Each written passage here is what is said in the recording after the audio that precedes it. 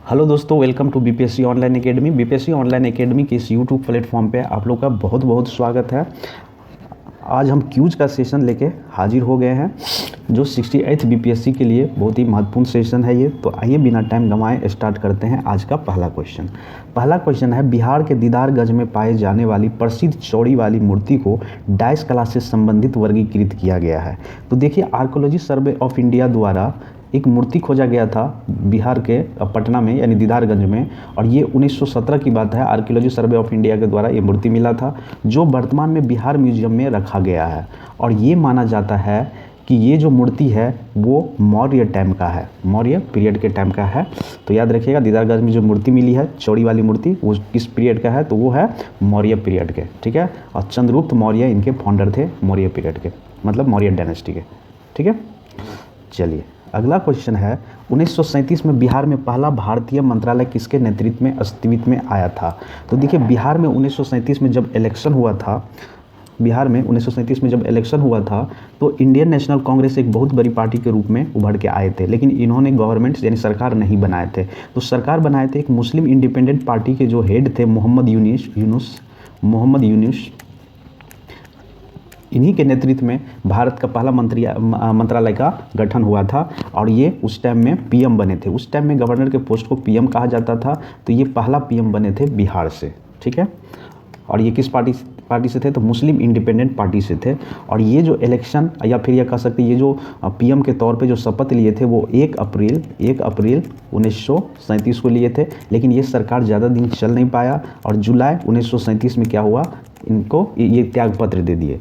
उस टाइम में जो थे अब्दुल वहाब, जो मुस्लिम इंडिपेंडेंट पार्टी के ही थे, इनको रेवेन्यू मिनिस्ट्री बनाया गया। तो याद रखिएगा, 1 अप्रैल 1937 को शपथ लिए थे मोहम्मद यूनुस, किसके लिए, पीएम के लिए। तो इसका सही आंसर कौन हो जाएगा, मोहम्मद यूनुस। तो मोहम्मद यूनुसी के नेतृत्व में भारतीय मंत्रालय का नेतृत्व में आया था। ठीक है, चलिए अगला क्वेश्चन है, 3 नंबर, निम्नलिखित में से कौन बिहार में सन्यासी आंदोलन का केंद्र था।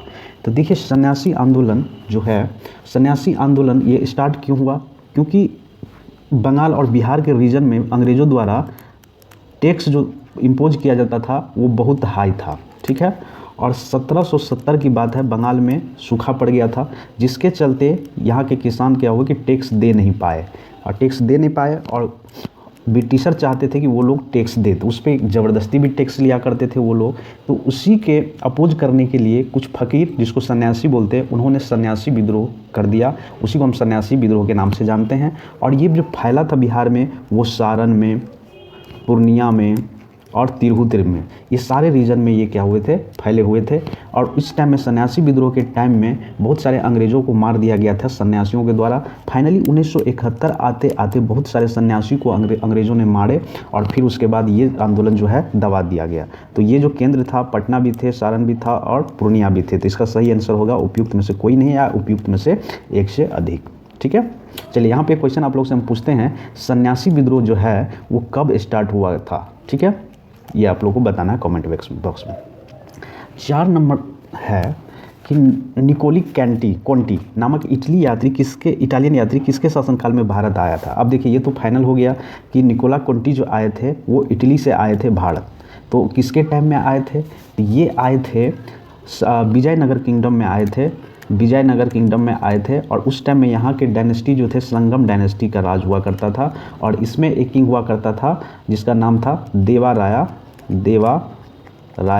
फर्स्ट या देवा राया पहला। तो ये द्वितीय नहीं, ये याद रखिएगा। देवा राया पहला के टाइम में ये कहाँ आए थे, ये आए थे इंडिया, विजयनगर किंगडम में। और वहाँ पे किसका डायनेस्टी था उस टाइम में, संगम डायनेस्टी का। ठीक है, तो देखिए, देवाराय 2 का भी संबंध संगम डायनेस्टी से ही है, देवाराय पहला का भी जो संबंध है संगम डायनेस्टी से है। लेकिन एक नाम आता कृष्णा देवा राया का तुलुवा डायनेस्टी से संबंध है।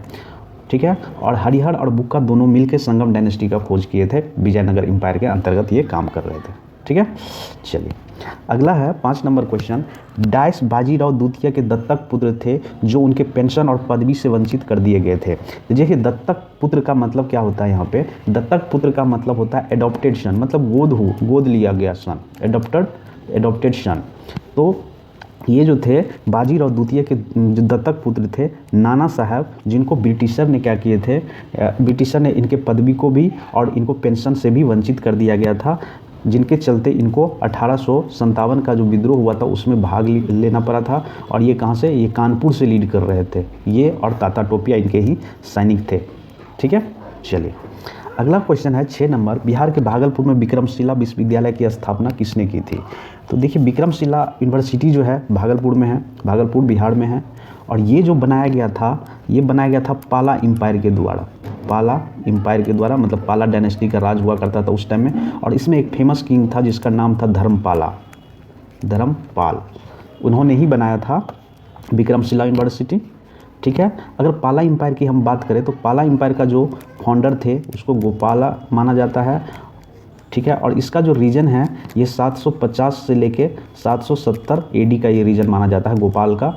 और इसी टाइम में इन्होंने क्या किए थे कि पाला डायनेस्टी का खोज किया था। अगर धर्मपाला की हम बात करें तो इसके बाद धर्मपाला ही आता है जो 770 से लेके 783 से लेके 820 तक इनका राज रहा। वैसे कह सकते हैं 770 से ही इनका राज स्टार्ट हो गया था। और ये गोपाल जो है, गोपाल को first Buddhist king of the Bengal माना जाता है।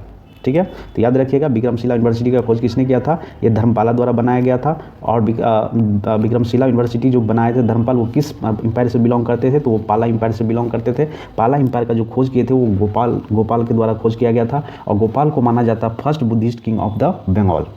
ठीक, चलिए अगला क्वेश्चन है 7 नंबर। 7 नंबर है तुगलक काल में बिहार की राजधानी कहाँ थी?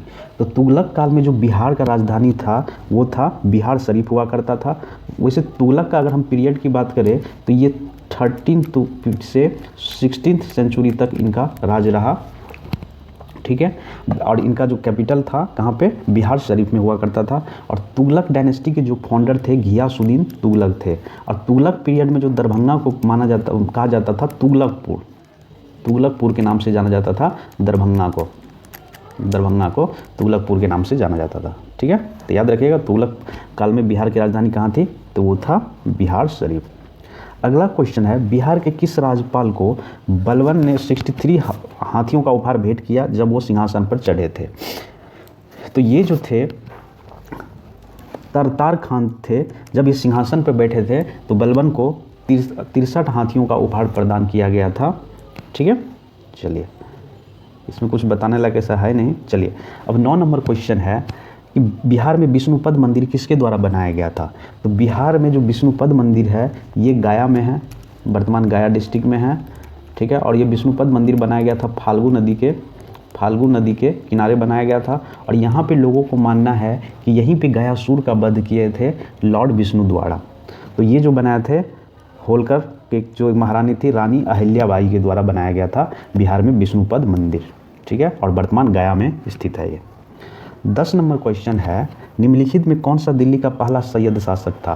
तो देखिए सैयद शासन जब दिल्ली सल्तनत के अंदर आए तो इनको जो खोज किए थे सैयद वंश के, उनका खोज करता थे खिज्र खान। तो यही पहला किंग भी थे, दिल्ली सल्तनत के अंतर्गत आते थे सैयद। और इसका जो सैयद डायनेस्टी के जो रीजन हुआ करता था वो 1414 से लेकर 1451 तक इनका रीजन हुआ करता था।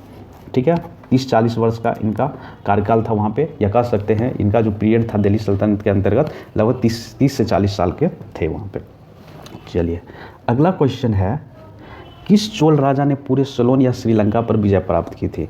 तो ये थे राजेंद्र चोल फर्स्ट, चोला डायनेस्टी के एक बहुत बड़े किंग जिसको राजेंद्र चोल माना जाता, बहुत ही फेमस किंग थे ये। और इनका जो रीजन था राजेंद्र चोला का ये 1014 से लेके 1044 तक इनका रीजन हुआ करता था चोल डायनेस्टी में।